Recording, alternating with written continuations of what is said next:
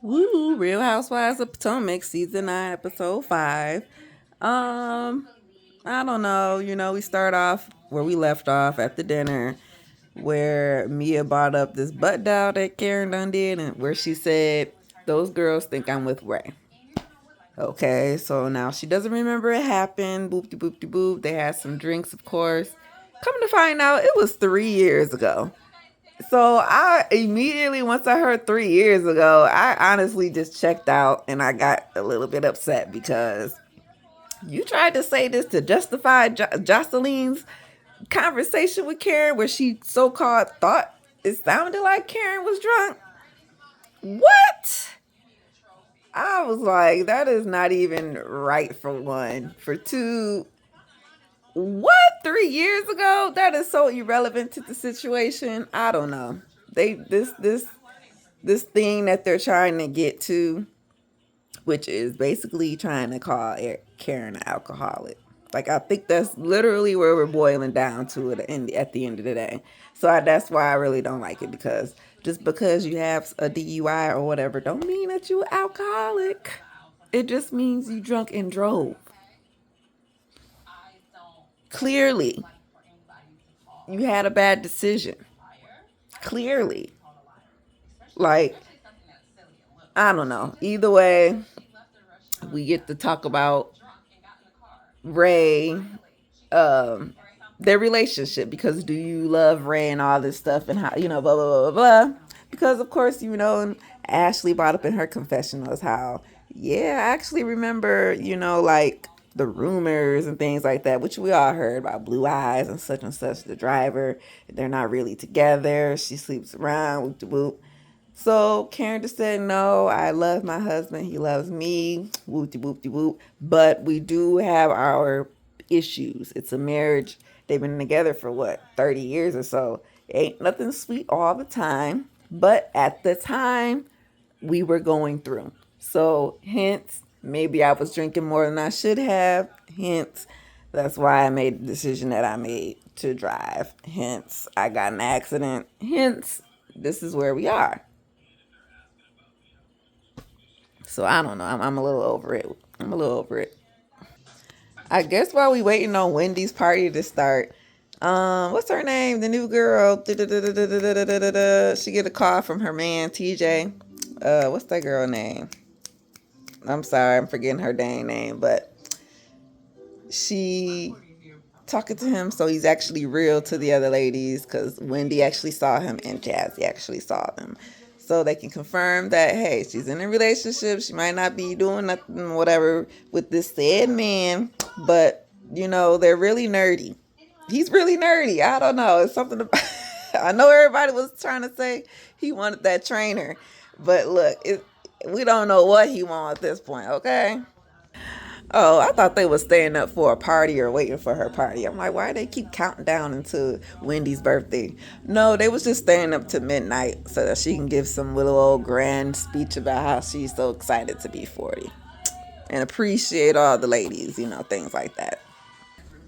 Mia and her situation with Gordon is getting more sticky and sticky by the day, because it seems as though Mr. Gordon don't want to leave Mia alone. Like, it's like, okay, they broke up and stuff, you know what I'm saying? And she moved on with Ink.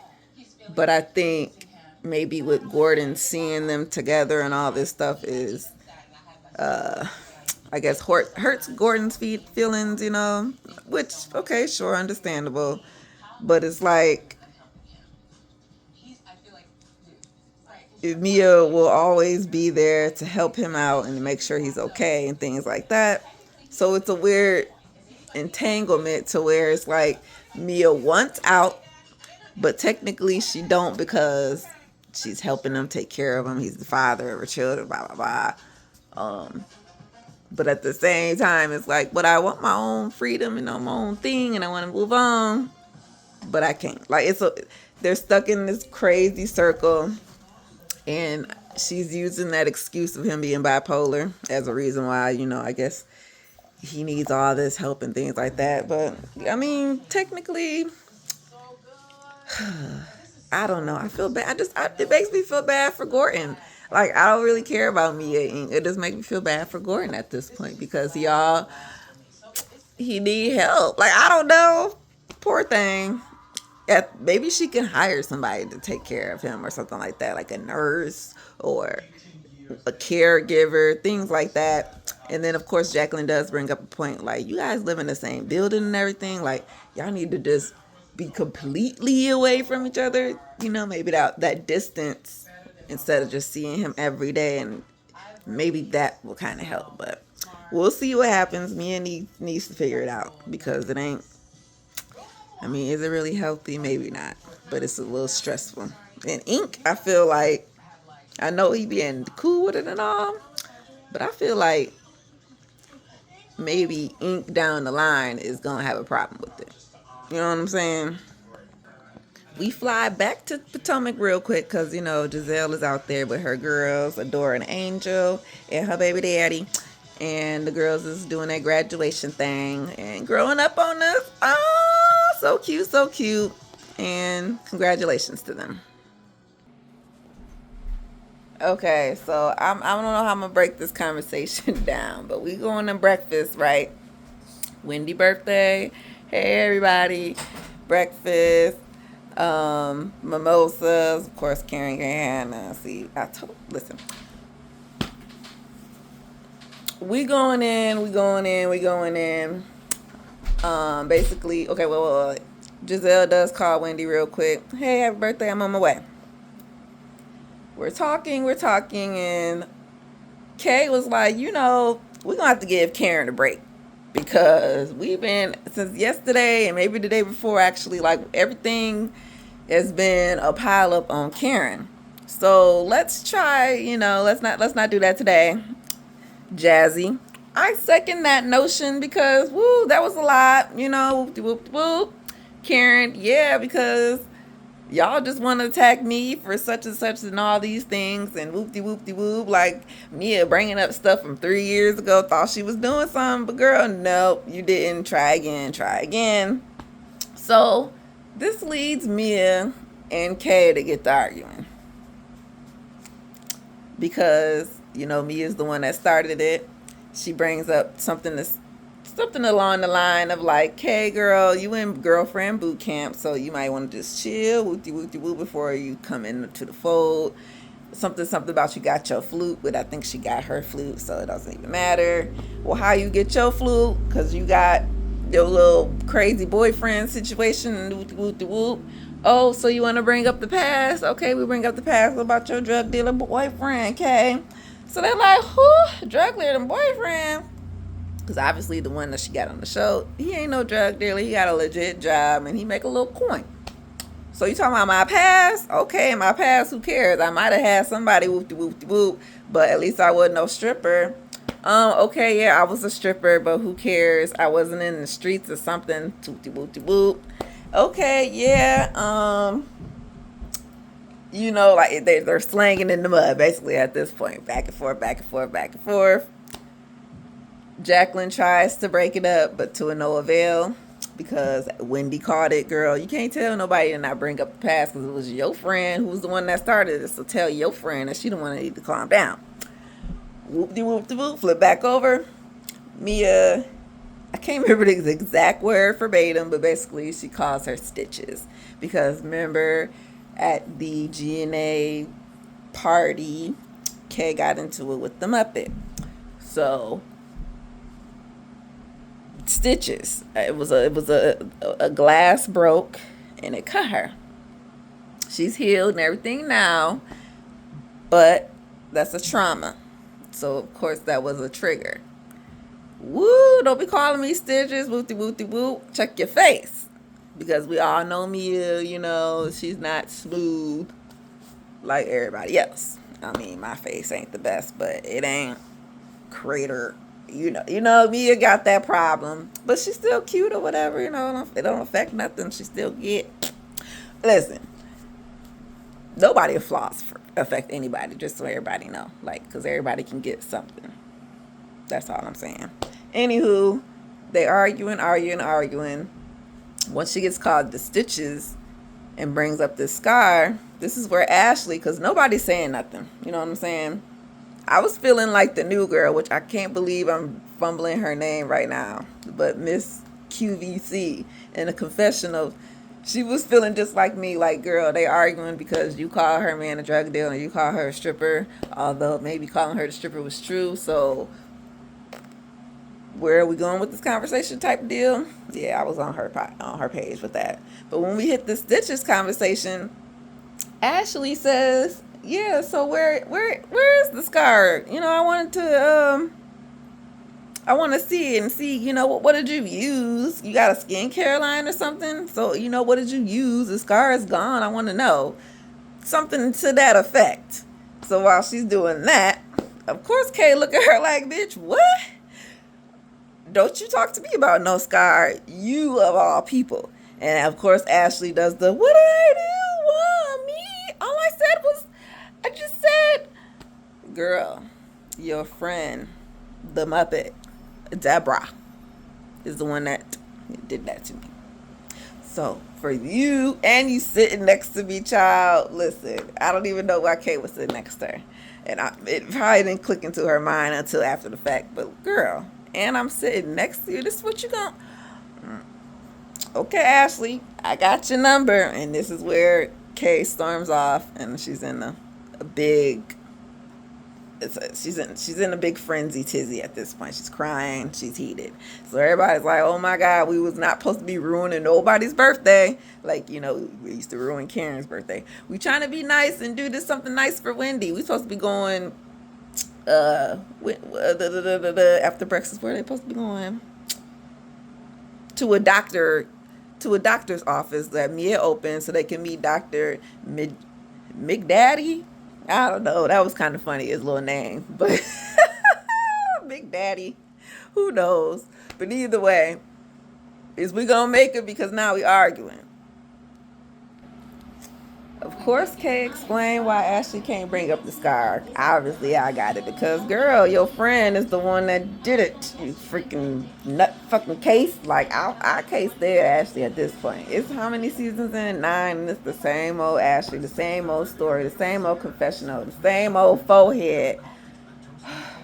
Ashley is nothing without Michael. Bring Michael back because I rather see Michael. Well, if we bring Michael back, we gotta bring Juan because I'd rather see Michael and Juan play around and him grabbing somebody's butts and whoop-de-whoop-de-boop. That's better than watching Ashley, honestly, for real. Okay, so Karen, we're trying to move on from this argument between Mia and Kay, where she does tell Ashley, like, "Look, you don't talk to me nothing about this guy, okay? Fine."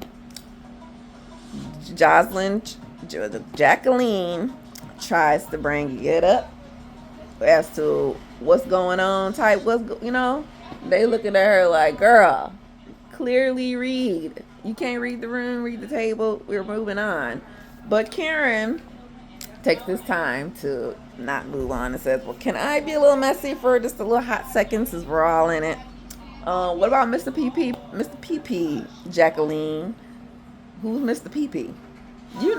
Your baby daddy. Don't he got like 12 convictions?"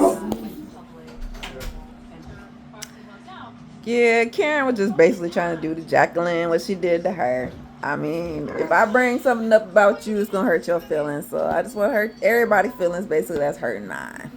He got whatever 25 convictions way in the back of his past.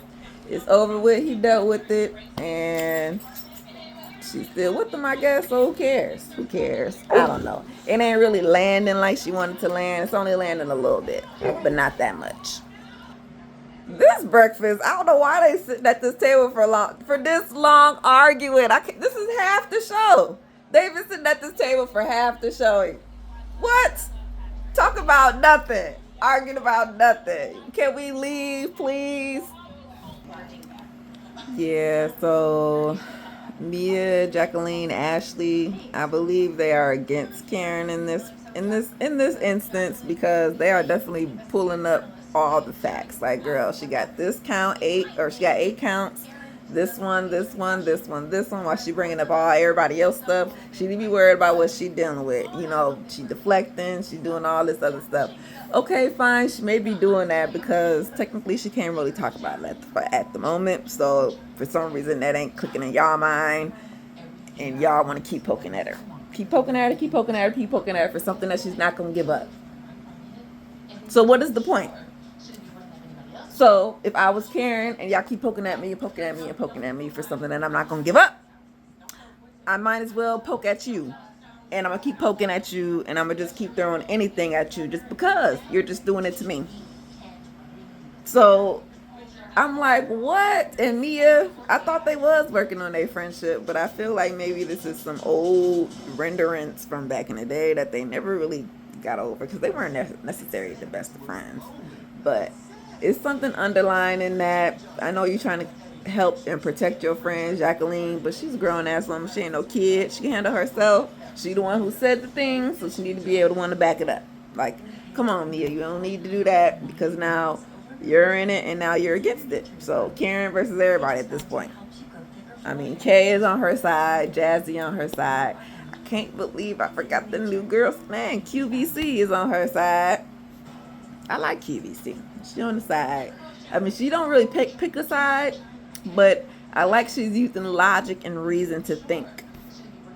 Wendy does too. Although Wendy just likes to throw a little slick shade in there, you know, when she do. But logic, reason, think, guys. Think. Okay, so yeah, I knew what they was trying to do. They just trying to call her an alcoholic. I already knew it. I knew it. That's where it's all boiled down to. Do Karen need help? Or do she not need help? And y'all the ones that want to be the ones to put her in the rehab or something. Is this intervention? Is this intervention? I don't know. But that's not the way I was supposed to go about it. And I don't really like it. It was making me mad, honestly. Like, they bring it up to QVC, because I can't remember her dang name. It's going to come to me at some point. And so now that she actually sees what the charges are, so now she's questioning it, like, okay, dang, I didn't know it was that much, but that don't mean I gotta, like, not defend her just because of those allegations. So she's bringing it up to Karen, and this is where next episode we're gonna get her break down a little bit, and maybe a little admittance of some, well, listen, she has to go to rehab anyway, court ordered. Y'all, if that's where I don't get it. They need to read some law before they come after her, because all the things y'all thinking that y'all want to do and all this stuff for her, that's what probation is for. So she will go to something and all that kind of counseling classes, blah, blah, blah, blah. She might not be arrested. She got, doing all that stuff the right way. But that's just what's going to happen. So if anything, I would just let her be, because she's going to be all right. Anywho, talk to you guys later. Season 9, episode 5. I forgot what it's called. Housewives of Potomac. Peace.